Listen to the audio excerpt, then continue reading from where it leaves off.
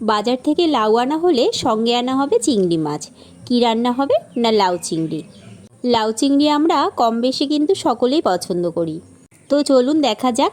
আজকের রেসিপিতে থাকবে লাউ আর চিংড়ি মাছের মাথা।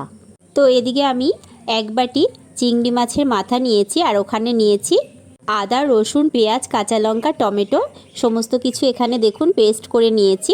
চিংড়ি মাছের মাথা আর এই যে মশলাগুলোকে আমি মিক্সিতে দিয়ে পেস্ট করে নিয়েছি।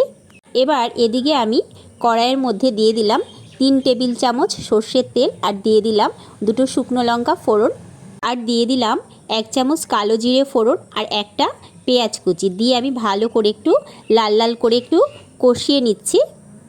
পেঁয়াজটাকে একটু লাল লাল করেই ভেজে নিতে হবে।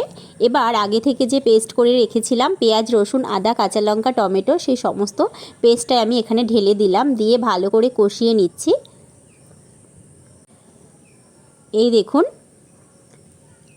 এবার এখানে আমি দিয়ে দিচ্ছি আগে থেকে করে রাখা চিংড়ি মাছের মাথার যে পেস্ট আমি করে রেখেছিলাম সেটা এখানে আমি ঢেলে দিয়েছি। পুরোটায় দিয়ে ভালো করে নেড়ে চেড়ে নিচ্ছি। এটা কিন্তু অনবরত নেড়ে যেতে হবে, কড়াইতে লেগে না আসে সেদিকে একটু লক্ষ্য রাখতে হবে। তো এইভাবে আমি সমস্তটা এরকমভাবে কষিয়ে নিচ্ছি।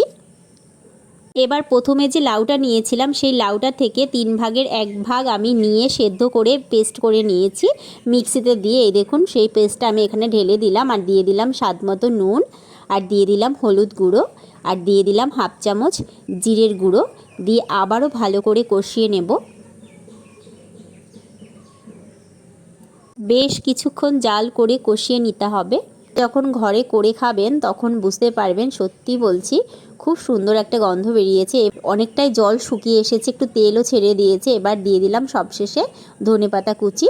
ধনেপাতা কুচিটাকে দিয়েও একটু নেড়ে চেড়ে নিলাম, দিয়ে দেখুন একদম শুকনো করে আমি প্লেটের মধ্যে নামিয়ে নিলাম।